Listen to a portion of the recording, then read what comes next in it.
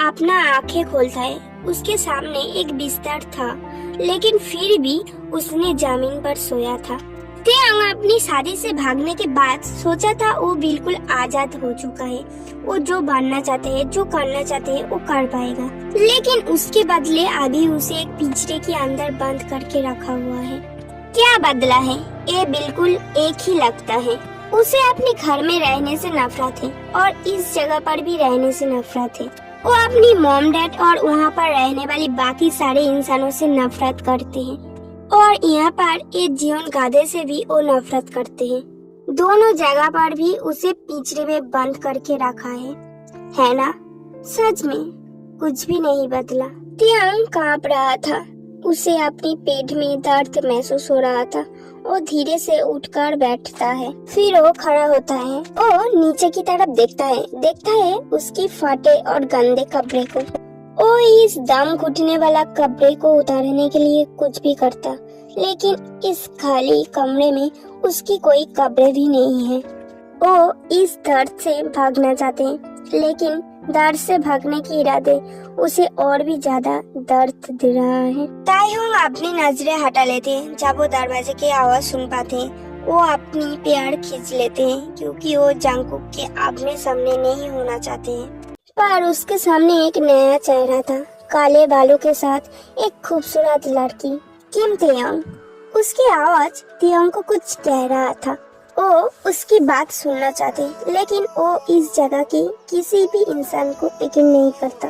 वो अंदर आते और तेयांग की तरफ देखता है, फिर सामने की तरफ देखते हुए कहता है, मैं किम सोक जिन, तुम मुझे जीनू बुला सकते हो।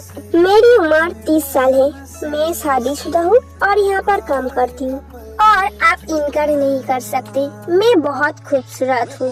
तेयांग अभी थोड़ा अच्छा महसूस कर रहा है। मैं किम तेयांग, मेरी उम्र 20 साल है और क्या कहूँ समझ नहीं आ रहा है।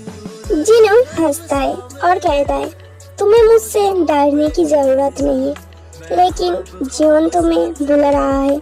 ये डर जाते हैं और कांपते हुए कहते हैं, प्लीज मैं जाना नहीं चाहती हूँ, शांत हो जाओ, वो तुम्हें दर्द नहीं पहुँचाएगा। तेयांग की आंखें बारी बारी हो जाते, फिर वो कहता है, क्या वो मुझे बेच देगा? ते की बात सुनकर जिनू हैरान हो जाते हैं और कहता है, ओ माय गॉड, नहीं, वो इतनी भी बुरा नहीं है, तुम सिर्फ मेरे पीछे आओ।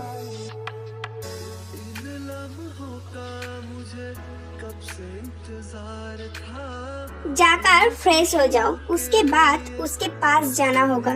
ते फ्रेश होने के लिए चला जाता है। ते बट्टा पर बैठे बैठे सोचता है, जिनू अच्छी है, खूबसूरत है, लेकिन वो भी तो इन सब के बीच में ही रहता है। ते की आंखों से आंसू निकल रहा था। वो अपने हाथों की तरफ देखते हुए सोचता है, क्या वो फिर कभी पियानो नहीं बजा पाएगा? शायद वो फिर कभी ये नहीं कर पाएगा। तो फिर यहाँ पर ही सब कुछ खत्म क्यों नहीं हो जाते? त्याग कहाँ है? कुछ देर बाद वो तुम्हारे सामने ही होगा जंगकुक। पूरे आधे घंटे हो चुके, इतनी देर क्यों लगते हैं? कुक, उसे चोट मत पहुंचाओ, उसने कुछ भी गलत नहीं किया है, वो बहुत डरी हुई है। जंगकुक हंसता है और कहता है, फिर मैं बहुत खुश हूँ। तो कहाँ है? तुम्हारी वॉशरूम में। क्या? मेरी वॉशरूम में क्यों? तुम मुझ पर चिल्ला रही हो? मैं तुमसे बड़ा हूँ। जंगकुक अपनी गुस्से को शांत करते हैं और फिर कहता है, ठीक है, तुम यहीं पर रहो, मैं वहाँ जा रहा हूँ। जंगकुक उठकर वहाँ से जाने लगते हैं, लेकिन जिनू उसके हाथ पकड़ के वहीं पर रोक देता है। क्या तुम नहीं देख पा रही हो? वो हम सबकी तरह नहीं है, तुम उसे चोट मत पहुँचाओ कुक। जंगकुक अपनी आंखें घुमाते और वहाँ से अपने रूम की तरफ चला जाता है। जंगकुक जब अपने रूम के दरवाजा खोलता है तब उसे पानी की आवाज सुनाई देता है, लेकिन ते बहुत शांत थी। वो सामने की तरफ जाने लगते हैं, लेकिन जब वो देखते हैं पानी दरवाजे के नीचे से अंदर आ रहा था, तब वो रुक जाते हैं। उसके आंखें बड़ी बड़ी हो जाती हैं। वो भागते हुए दरवाजे के पास जाते हैं। वो दरवाजे पर बहुत जोर से मारते हैं, लेकिन दरवाजा नहीं खुलता। जंगकुक जोर से दरवाजे पर लात मारते हैं और फिर दरवाजा खुल जाते हैं। लेकिन जब वो बाथटब की तरफ देखता है तो उसके दिल में दर्द होने लगते हैं। वो देखता है तेयांग वहाँ पर पड़ा हुआ है। उसके आंखें बंद थी, उसके बाल पानी में तैर रहा था।